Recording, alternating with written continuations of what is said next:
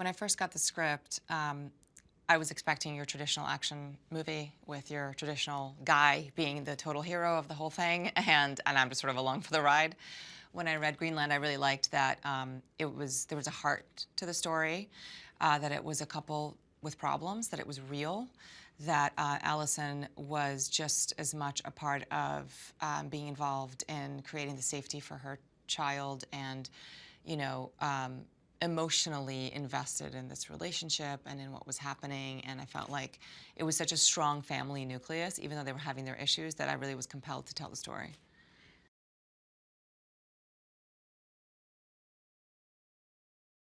When the movie starts, Allison is pretty pissed at John. I think she's trying, for the sake of their child more than anything else, to hold it together and to give him another chance. I don't think she's there yet. I don't think she's ready. I think she's still angry and resentful.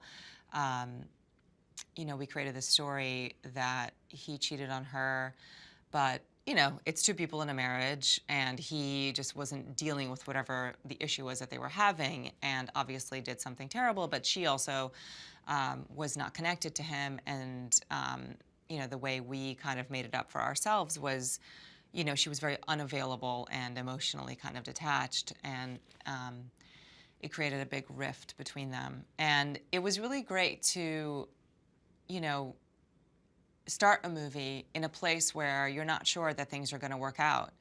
And it gives you somewhere to go in the end. And I thought that was really exciting.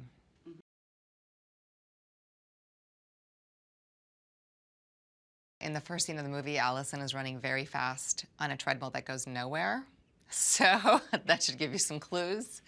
I think she's very, very driven and very ambitious. She wanted to create the perfect family, and I think that's something that I relate to very much as a woman, is you want to be the perfect mom and the perfect wife and the perfect everything, and it's impossible. And I think she painted herself in a corner in that way, but I think she's just working out her demons, and I think she's somebody who goes hard. You know, she really fights for what she believes, fights for her family, fights for her kid.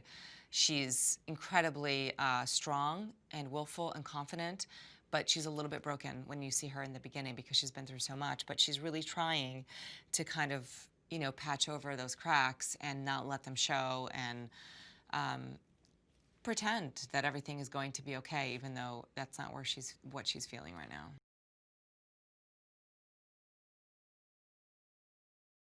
Yeah, she's perfectly suited for an end of the world disaster.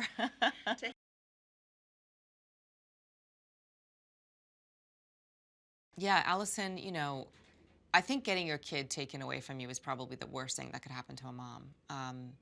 And that's exactly what happens in the movie. And she, you know, though perfectly equipped to deal with stress and, you know, somebody who does not flee at the sight of danger, that is a complete and utter vulnerability that hits her really hard. And I'm yet to shoot that scene. I'm really, really, really not looking forward to it because it's a place emotionally that I'm going to have to get to that I really don't want to get to. But speaking about Allison, I think she's, you know, thank goodness she is who she is, and she's a fighter, and she just is going to do whatever it takes to get her kid back. She's going to run down that highway. She's going to find where they are. She's going to figure it out. And she's not going to give up until she does. And I think that journey, that falling that she's had to do emotionally, helps also her reconnect with John in the end.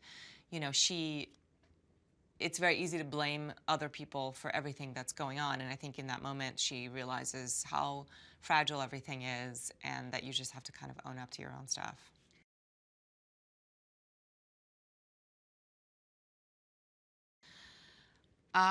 You know, I think we got lucky. I think the Garrity's got incredibly lucky. I mean, obviously John is an engineer and has that ability to offer, but I think it's more about, you know, some people didn't, and we see all of our neighbors not getting chosen, and it's a incredibly harrowing scene that we had to shoot, where you're leaving people behind and you want to take everybody with you, but you realize it's not going to work and there's nothing you can do.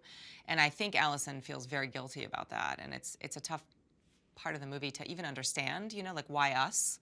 But I think that's a question that is throughout the movie in many different ways. Why us? Why is this happening? Why is the world ending? Why are we in this point that we are now? And how do we build ourselves back together?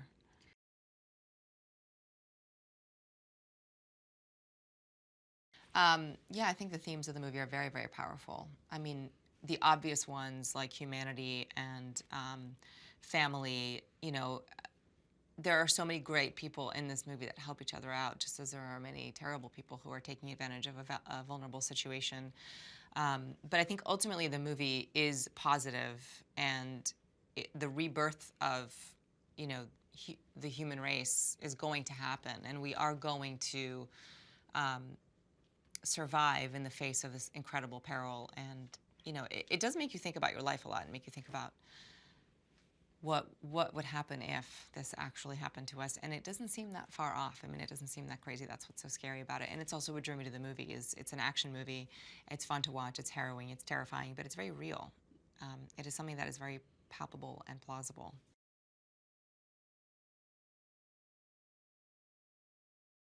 I think she's running on adrenaline, but I do think it's also who she is. It's a combination of both. It's survival mode 100%. What else is she going to do, sit in a corner and cry? But I think that it takes somebody not being a victim and not being a martyr, and just, you know, focusing on the task at hand. And that's something that her and John have in common. And when they, start on this journey together, you can see that they're very much not together, and they're fighting about it and bickering and arguing. And then it kind of like dawns on them, as all these tragedies start to happen, it becomes very real that what's more important is the unity of the family.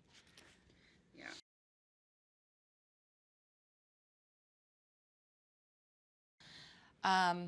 I keep joking that if it hadn't been for this comet, who knows if they would survive, this marriage would survive.